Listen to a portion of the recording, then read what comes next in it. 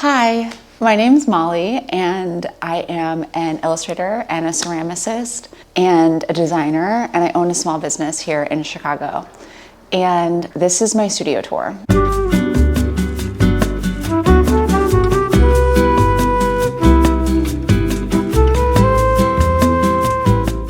I did a studio tour a few months ago. It was my first YouTube video actually, and I wanted to do a little refresh because so much has changed in the studio.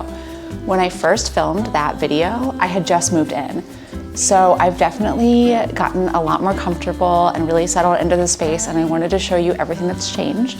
And also there are some new people here, and I love studio tour videos. I love watching them on YouTube. So I wanted to reintroduce myself and show you around my space because my space is so personal and it's just really me. I really learned by having this space that a studio isn't just a static thing. It's not like you get to the point where you're set up and done. Your studio is just like a living, breathing thing. It needs tending to, it needs care.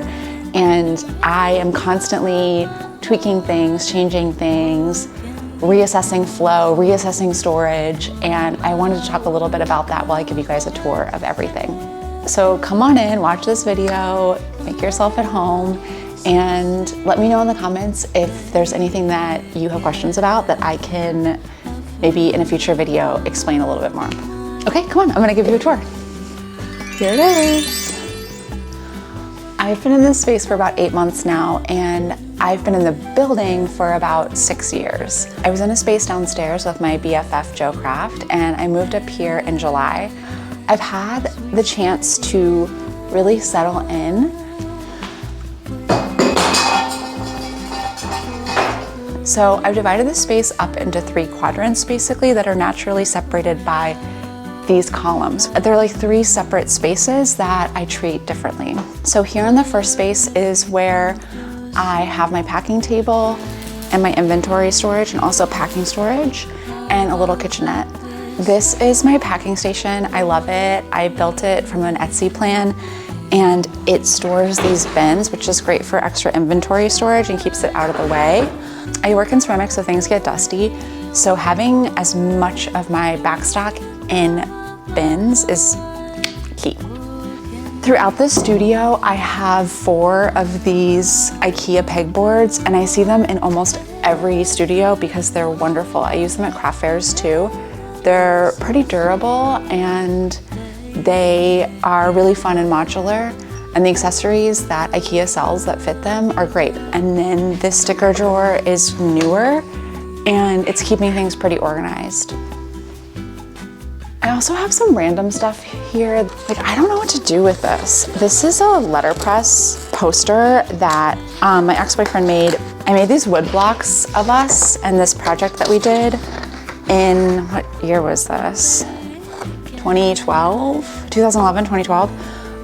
We lived in a truck and traveled the US, and I carved these linoleum block portraits of us, and he sent them to Hatch Show Print and had them print a letterpress poster. So it's a really beautiful heirloom, but it was a crazy trip, and it's like filled with some really good memories, but also some really bad ones. So I just like don't know what to do with these. I don't have the heart to get rid of them. Also feels kind of weird to frame them.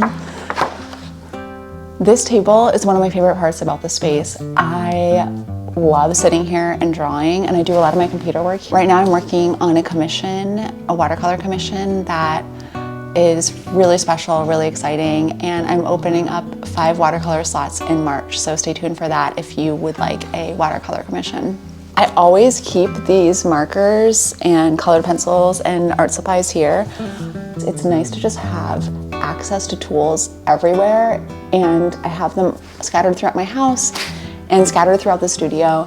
It's so much easier to find time to sketch or draw if you have fun supplies just like scattered around. So I've been trying to draw every day. I haven't been great about it, but having this drawing table has been key. So here we have inventory storage, and I've added more shelves since my last studio tour, but it's still not enough. I need more shelves. There's never enough shelves. But I keep all of my t-shirts here, and they're organized by style, and then we organize them by size so that they're quick and easy to grab.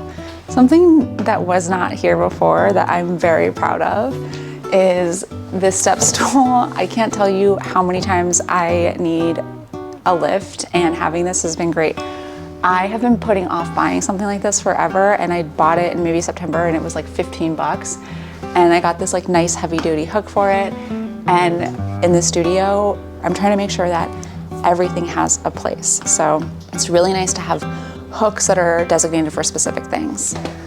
Sweatshirts are new for us as of last holiday season. I love the sweatshirts. I actually have a stack of seconds on this chair over here because I get chilly in the studio and it's nice to stay bundled up. If somebody comes to work in the space and they're cold, we always have a stack of sweatshirts. Here are 3 of the sweatshirts that we have in stock. We have the maybe you'll see an owl sweatshirt, which is one of my favorite designs. I did it as a t-shirt and it didn't really sell that well, but it's doing really well as a sweatshirt. And I think it's because it's sort of like an autumnal image, so it works well as a sweatshirt. I like it because it has this pencil-y graphite line work that translates really well to screen printing. My printers did such a good job of like keeping the analog vibe alive. Just gives it a little bit more depth. You can sort of see there is texture in the line work. And the sentiment is just like, sometimes you don't want to do something, but you got to do it. You got to look at the bright side. So if you don't want to get up one day, I don't know, maybe you'll see an owl. This is one of my most popular designs. Ooh, the Be Myself frog. And we have it on a sweatshirt, and this debuted in December. I haven't really promoted it as much as I should, but I love it. I love the colors. It reminds me of this, when I was a kid, I had this coat in first grade that was like this blue that like was almost leaning towards purple with this bright green. So that's what the colorway was inspired by. The biggest, most exciting change in the studio since the last time I recorded is I finally got a couch. I mentioned a few times in that video that I really wanted a couch, and I got one. The dogs really like the couch, and it's chilly in the winter, so I have this electric blanket. It's for them, but it's also for me. I do a lot of computer work sitting here wrapped up in the electric blanket. It's really nice to have a space in the studio where I can take a break and relax a little bit. And then I brought in this quilt that I made, and it's really cute and cozy and gives it a homey feel. And then Eric and I bought this pillow at Renegade Craft, and it's the perfect pillow for the studio couch. It's like a mustard couch with a mustard hot dog. And also yellow is Pete's favorite color. The risograph. Since the last video, I've gotten a lot more comfortable printing on the risograph, but still so much to learn. It's a really complicated machine. One of my assistants, Aoife, is like a master riso printer, and she was in yesterday and we were printing stuff together. The best way to learn is to try things and mess up. Yesterday on the riso, we were printing the mock-ups for a free zine that's going to be part of a ceramic focused merch drop in March. So every order is going to get a free zine while supplies last. And it's been really challenging to figure out how the zine will be laid out, how to print two-sided. Here's one of the dummies we printed yesterday, and I love how the fluorescent pink riso ink looks. That's what I wanted for this zine, was to really like highlight that ink color, and I think it's working. I did some color tests to figure out how to really pull out that neon pink, and I'm super happy about it.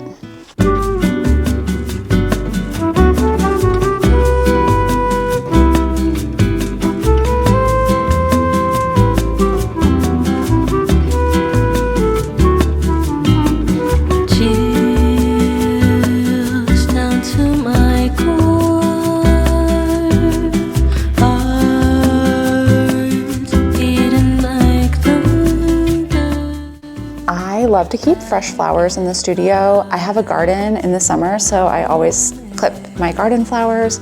But in the winter, I love getting these stargazer lilies from the grocery store. Jewel has them for $4.99, and they usually last about 2 weeks, and they smell amazing. I'm obsessed with them, and I love to draw them. they're so showy. Like I just love this like neon pink to light pink to white with these speckles. I'm obsessed. So if you know me, you probably know that I'm obsessed with these flowers, and in the winter have them almost constantly. I love art books, and I'm really into flipping through books for inspiration instead of the computer. I've been working a lot in small ceramic figures, so looking at the Staffordshire pottery books has been really inspiring for me. I try to print these zines on the Riso and have them go out with orders for free. And this one was really fun. I actually made it in conjunction with a piece for a show, but I have extras, and so now we send them out with orders as like a little free gift. Lots of shelves. They aren't so fancy or glamorous, but they do the trick. And these are all my sketchbooks from 2012 to 2025. Really fun to have them in the studio and be able to reference them if I'm thinking about making something new. Having these sketchbooks, it's like an encyclopedia of my inspirations. I just can't recommend having a sketchbook practice more and flipping through them. More art books. I was just looking at this American Folk Sculpture by Robert Bishop, which happens to be my father's name, but he did not write this book. But look how cool this is. I get all my books on thrift books. I love looking at thrift books, but these are all ceramic and they're made in Virginia, which is like where I'm from, so I feel especially connected to them. Keeping art books in the studio is really inspirational for me. This is my office where I write a lot of emails and do a lot of admin stuff, and then I have like some more of my like sentimental stuff up here. I have a couple drawings that my mom did, but I also have her sketchbooks. I inherited her sketchbooks when she passed, and I have a bunch of these and they're beautiful. I keep most of them at home, but I brought this one in, and they're just full of really funny illustrations with text. She just like would do these little cutouts if she didn't like a drawing, and she was a really creative woman, and I am incredibly inspired by her. Here is the ceramic area. This is where all the magic happens. This is my favorite place to spend time in the studio.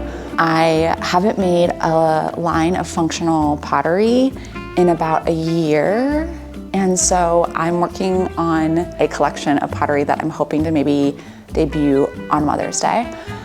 And then I also have these lamps that I've been working on. I'll show you one that I haven't really shown yet. So she's still a work in progress. I'm not super happy with the glaze. It's me at the mall. It was super challenging to make this sculpture. I wanted her to have like a lot of movement. She's supposed to be like mid-spin, and this like ugly yellow and green bottom, it's an homage to my childhood mall.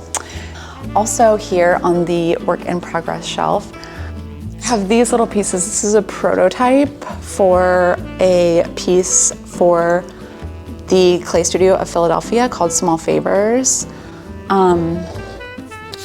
This is the final piece.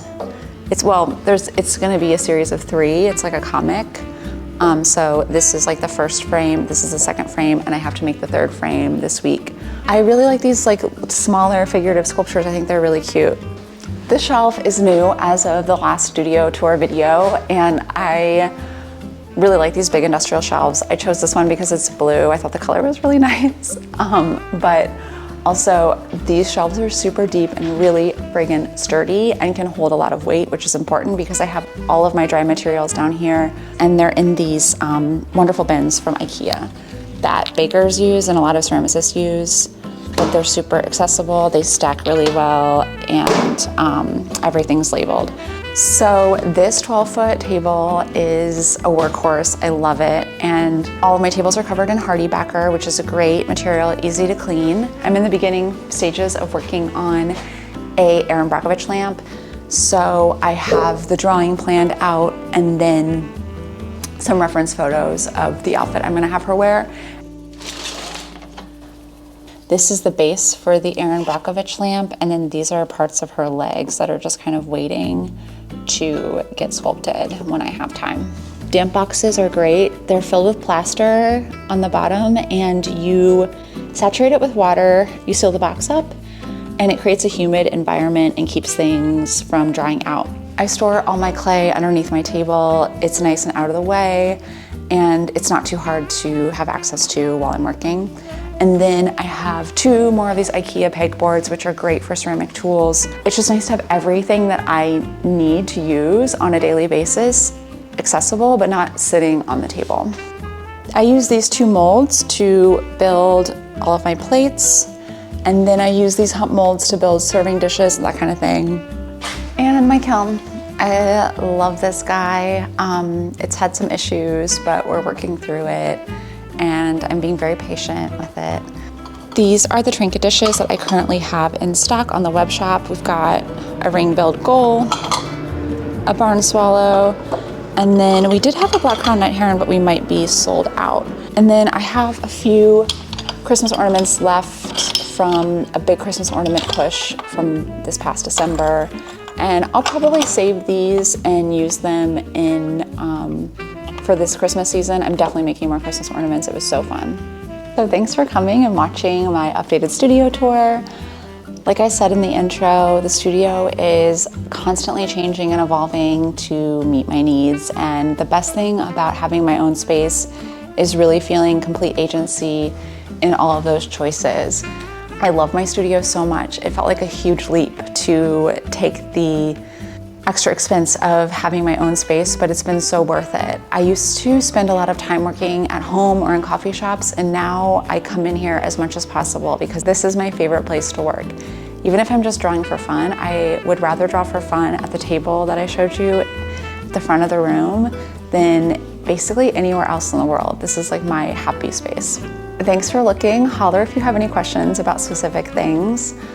And hopefully I'll do another video at my 1-year mark to show you everything else I've changed. And maybe there'll be some big improvements, let's hope. But I'm pretty happy with where it's at. And thank you for coming, and thank you for touring it with me. I am really pleased to say that I have a studio tour article coming out in Ceramics Monthly magazine. I think it's in the April issue, so keep your eyes peeled for that, but I'll let you know when it's coming out. But cool. I'll see you next week. Thanks for watching.